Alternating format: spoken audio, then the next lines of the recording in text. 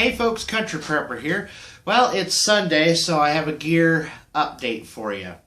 This is the absolute first knife I ever reviewed on this channel. And I had somebody contact me on Facebook. He had, per my recommendation with that video, he bought a few of these knives. This is that Mtech 20-35. Now, as you can see, this one has been heavily modified. If you haven't seen that video and would like to see what they come like new, it is like the third video in the list of all of my videos. So, Mtech 20-35, not hard to find. It's been a very popular video of mine. But anyhow, he had ordered a few of these, one for each member in his family, I believe. And these are, it's a decent starter knife. It is 440C.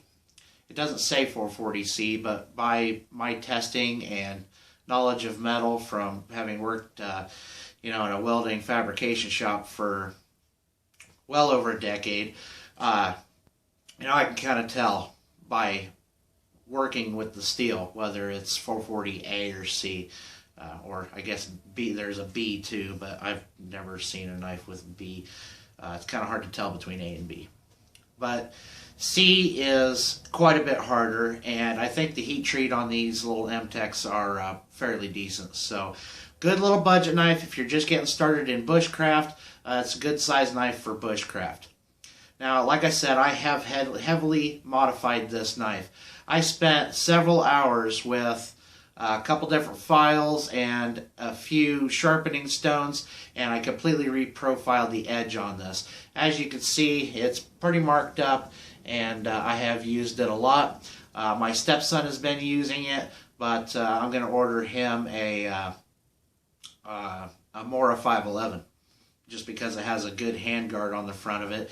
And I saw this on Aircord USA's channel, and he highly recommends it. So that's what I'm going to get for my stepson for his 9th birthday coming up this summer. And I think that'll be a great first knife for him. But he has used this. It is small enough that he can work it in his hands with those finger grooves. It gives him a good grip. But it is big enough that I can get my hands on it. So, like I said, it's a great starter knife for just about anybody.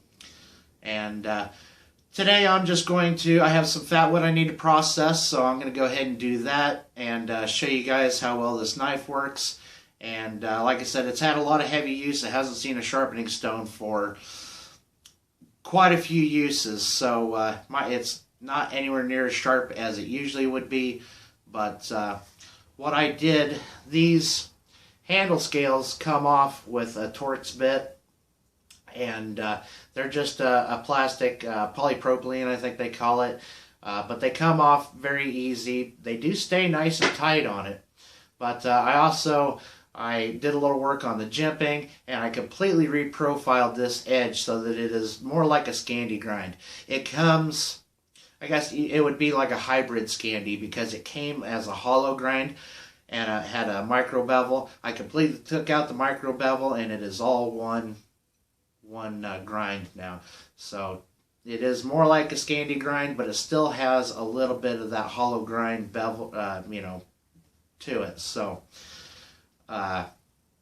it's working out very well. I think I'm going to get another one and do it again because this was the first knife that I ever modified this heavily, just to see how it would turn out. And I think these knives go for like 10 bucks, maybe 12. So, it's a good knife if you're wanting to get into modifying. That it's not going to break the bank if you screw it up. So, I highly suggest if you're trying to learn how to modify knives, start with something like this. So, I'll go ahead and zoom in and get my little chunks of fat wood out and show you what I can do with it. Give you a little better close-up look at it. It does have an exposed pommel on it. It is exposed tang, full tang, exposed full tang, if I can talk, get my terms right here today. And like I showed them, those finger grooves give you a very good grip. That jimping on the top gives you, it's not going to slip in your hand, I can guarantee you that. So it is tough enough to baton with, so I'm going to start out by batoning this piece of fat wood. Get up here and recheck my camera, make sure you can see what I'm doing here. Yep. I do not have a very heavy baton. This wood is pretty dry. But as you can see, it does a fairly decent job.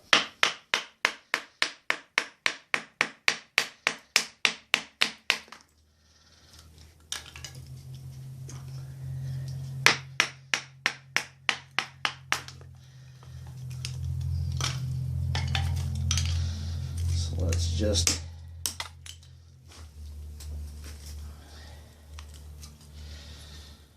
looks like I need to split that down just a little more.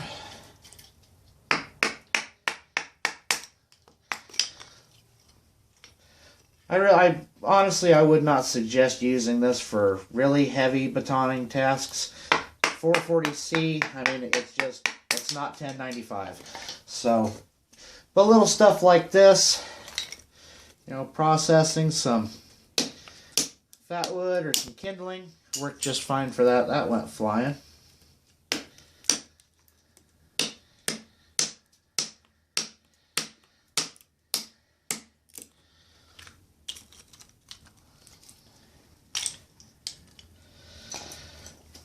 And just for the sake of showing you, well, maybe I'll get one of these other little sticks.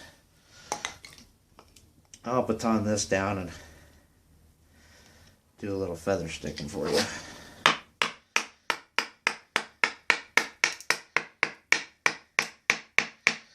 Going through a knot, if that gives you any indication to how tough it is. So, but it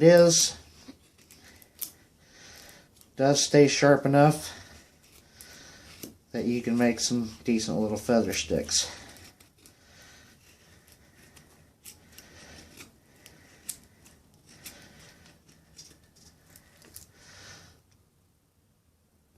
Now I'm going to go grab a ferro rod. I forgot to bring one out, and I'll show you that it does work to strike a ferro rod too. Now, since this is a budget knife, I grabbed my budget ferro rod.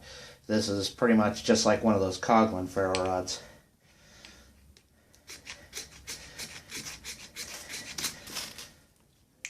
Didn't quite get it going.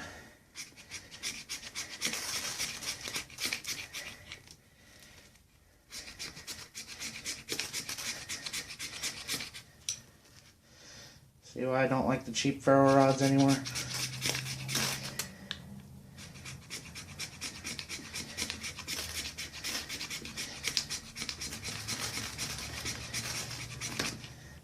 Well, as you can see, it will strike a ferro rod. It could probably use a little bit of sharpening of the spine, but it does do the job if you need to.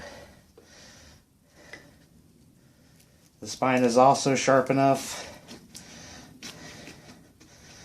that you could make, you know, a little bit of Maya dust with it if you needed to. So there you go. That's the Mtech MT20-35. This is the black version. They also come in blue, green, orange, and pink. Alright guys, so there's my update on that little knife. Like I said, it's like 10-12 bucks. If you are on a really tight budget, you know, I would recommend it. It's, you know, a very decent knife for the money. I'll leave a link below for it just in case you're interested in it. And, well, today it's Sunday, so it's time for some shout-outs. First shout-out I want to give is for Tank Tracks. I'm fairly new to watching this channel, but he's got some really cool stuff out there, and he's at, let's see, 105 or 6 subs. So give him a little boost. Go give him a, you know, go give him a few comments and hit the thumbs up on a few videos. Get him, you know, give him some support. I really can't talk lately. Anyhow, next shout out I want to give to is for Michael Mixon. And this is a very new channel, but he's got some good videos going already. I think he only has like 6 subs. So, 5 or 6 videos. So really, like I said, he's just getting started. So go give him some support. I think he's going to have a pretty good channel. And then last but not least, this guy I just came across last week. I believe he's a veteran. He was on the Meeting of the Prepared Minds Facebook group that Chris Tanner from Prepared Mind 101 started. Great group, great bunch of guys. Everybody's civil there, and it's just a great place to hang out and chat with guys who like gear, and especially knives. So this guy, his channel's name is Hellhound Outdoors, and he's at 27 subs, but he's got 10 or 12 videos out there, maybe something like that. But anyhow, he's very, very knowledgeable. So he's got some good advice, and I think his channel's going to do very well. So 27 subs for him. Let's give him a little boost. Hit that 50 mark real quick. So that one is Hellhound Outdoors, and the links to all these channels will be in the description box. And I will, well, you've already seen them. I have annotations going for them too, just so it's easy to find. But go show them some bushcraft community support. I really appreciate it, guys. Thank you very much for watching. Follow me on Facebook, Twitter, share my videos, hit the thumbs up, and I'll see you guys next time.